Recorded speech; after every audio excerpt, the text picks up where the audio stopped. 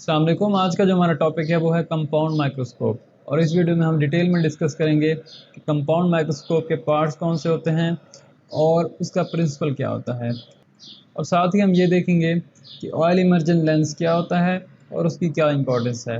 तो सबसे पहले हम ये डिस्कस करते हैं कि कंपाउंड माइक्रोस्कोप के कौन कौन से पार्ट्स होते हैं और उनके क्या यूजेज हैं। तो सबसे पहले होता है लाइट सोर्स, उसके बाद होता है डायफ्राम। डायफ्राम का ये काम होता है कि जो लाइट यहाँ से रिलीज़ हो रही होती है लाइट सोर्स से, उसकी इंटेंसिटी को ये कंट्रोल करता है, यानी कि हम इंटेंसिटी को बढ़ा भी सकते हैं और कम भी कर सकते हैं। इसके बाद जब यहाँ से लाइट पास होती है डायफ्राम से, तो वो कंडेंसर लेंस से होकर गुजरती है। ये जो कंडेंसर लेंस होते हैं, इनका क्या काम होता है कि ये जो लाइट होती है यहाँ से पास हो रही होती है, उसको फोकस करते हैं स्पेसिमन के ऊपर।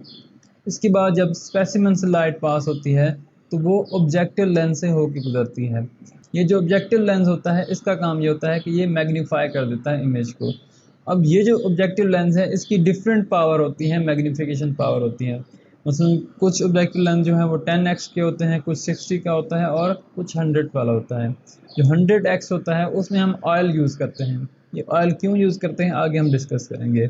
तो जब लाइट ऑब्जेक्टिव लेंस से गुजरती है तो उसके बाद ये लाइट आई पीस या फिर ऑकुलर लेंस से होके गुजरती है। ये लेंस क्या करते हैं, उसको फर्दर मैग्नीफाई कर देते हैं। इन दोनों की मैग्नीफिकेशन को जब हम मल्टीप्लाई करेंगे तो हमारे पास टोटल मैग्नीफिकेशन आ जाएगी।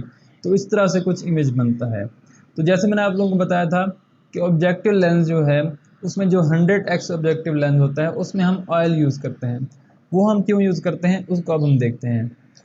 तो जो ग्लास स्लाइड होती है और जो ऑब्जेक्टिव लेंस होता है, जो 100x ऑब्जेक्टिव लेंस होता है, उसके दरमियान हम क्या करते हैं, ऑयल इंसर्ट कर देते हैं।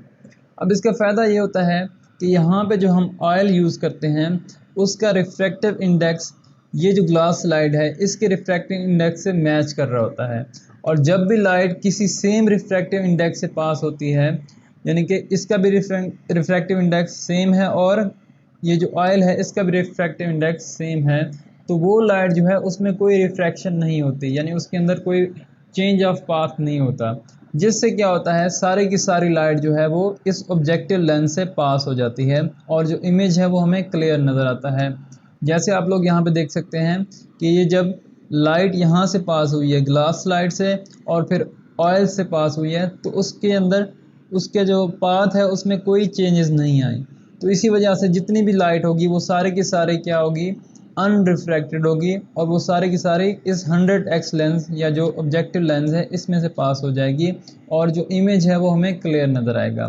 और इसी का कंपैरिजन अगर हम करें एयर के साथ, मसलन कि अगर हम ये जो ऑयल है इसको हम यूज़ ना करें तो क्या होगा, ये जो एयर है इसका रिफ्रैक्टिव इंडेक्स ग्लास के रिफ्रैक्टिव इंडेक्स से डिफरेंट होता है, क्योंकि इसका रिफ्रैक्टिव इंडेक्स कम होता है और ग्लास का रिफ्रैक्टिव इंडेक्स हाई होता है।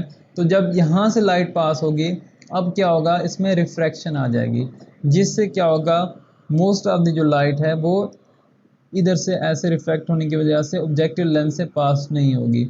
तो क्या होगा, इमेज जो है वो हमें क्लियर नज़र नहीं आएगा। तो इसी वजह से जो 100x लेंस है उसमें हम ऑयल यूज़ करते हैं ताकि हमें इमेज जो है वो क्लियर नज़र आए। अब दूसरी बात इंपॉर्टेंट ये है कि जो कंपाउंड माइक्रोस्कोप होता है उसमें ये होता है कि यहाँ पे जो बैकग्राउंड होता है और जो सेल होता है वो तकरीबन दोनों ही क्या होते हैं, ब्राइट नज़र आते हैं।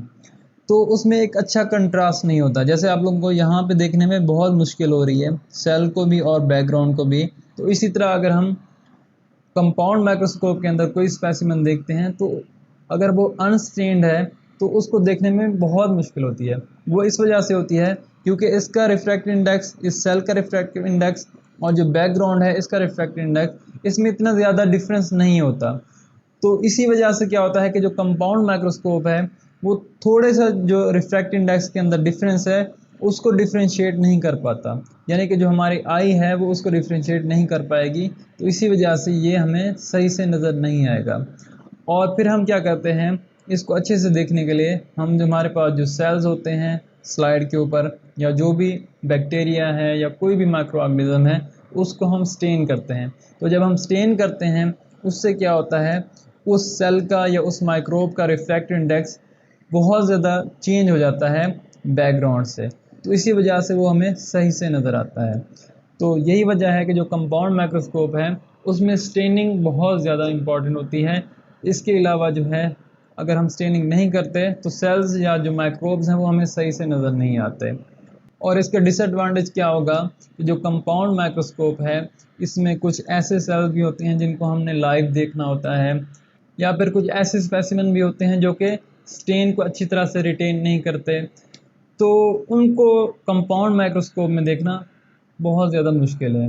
क्योंकि जो लाइव माइक्रो ऑर्गेनिज्म है उनको कंपाउंड माइक्रोस्कोप में इसलिए नहीं देखा जा सकता क्योंकि मोस्ट जो सैंपल होते हैं उनको फिक्स करना ज़रूरी होता है स्लाइड के ऊपर। फिक्सेशन क्या होती है कि जो हमारे पास सेल्स होते हैं उनको हम पहले डेड करते हैं ताकि वो फिक्स हो जाएं स्लाइड के ऊपर। तो जब वो फिक्स होते हैं उसके बाद ही उनकी हम स्टेनिंग करते हैं। तो जो लाइव माइक्रो ऑर्गेनिज्म है उसकी फिक्सेशन पॉसिबल नहीं है, तो इसी वजह से कंपाउंड माइक्रोस्कोप के साथ उसको देखना बहुत ही मुश्किल है। तो इसका हल क्या है कि एक और टाइप की होती है माइक्रोस्कोपी जिसको हम कहते हैं फेज कंट्रास्ट माइक्रोस्कोपी, जिसमें स्टेनिंग की भी ज़रूरत नहीं पड़ती और लाइव माइक्रो ऑर्गेनिज्म को हम देख सकते हैं। और उस पर मैंने अलग से वीडियो बनाई हुई है, उस वीडियो का लिंक आप लोगों को यहाँ पे मिल जाएगा और डिस्क्रिप्शन में भी मिल जाएगा। इसी तरह मैंने एक और वीडियो भी बनाई हुई है जिसमें मैंने डार्क फील्ड माइक्रोस्कोपी को डिस्क्राइब किया हुआ है, जो कि कंपाउंड माइक्रोस्कोप के अंदर एक थोड़ा सा एडिशन किया जाता है और वो जो कंपाउंड माइक्रोस्कोप है वो डार्क फील्ड में चेंज हो जाता है। तो जो डार्क फील्ड माइक्रोस्कोपी होती है उसमें क्या होता है कि जो बैकग्राउंड है वो बिल्कुल डार्क हो जाता है और जो हमारा स्पेसिमेन है वो ब्राइट होता है। तो इसी वजह से एक अच्छा कंट्रास्ट पैदा होता है और हम सेल्स को या जो हमारे पास माइक्रोब हैं उनको हम अच्छे से देख सकते हैं। उस पर भी मैंने अलग से वीडियो बनाई हुई है, उस वीडियो का लिंक भी आप लोगों को यहाँ पे मिल जाएगा या फिर डिस्क्रिप्शन में मिल जाएगा। और साथ ही मैंने एक और वीडियो बनाई है जिसमें मैंने कंपाउंड माइक्रोस्कोप और जो डार्क फील्ड माइक्रोस्कोपी है उसका कंपैरिजन किया हुआ है। उस वीडियो का लिंक भी आप लोगों को मिल जाएगा, बल्कि मैं इस तरह करूँगा कि इन सब वीडियो की एक प्लेलिस्ट बना दूँगा और उसका लिंक भी आप लोगों को डिस्क्रिप्शन में मिल जाएगा। तो आई होप आप लोगों को आज की वीडियो अच्छी लगी होगी। तो अगर आप लोगों को ये वीडियो अच्छी लगी है तो मेरे चैनल को सब्सक्राइब करें और इस वीडियो को अपने दोस्तों के साथ शेयर करें। वीडियो देखने का शुक्रिया। अल्लाह हाफ़िज़।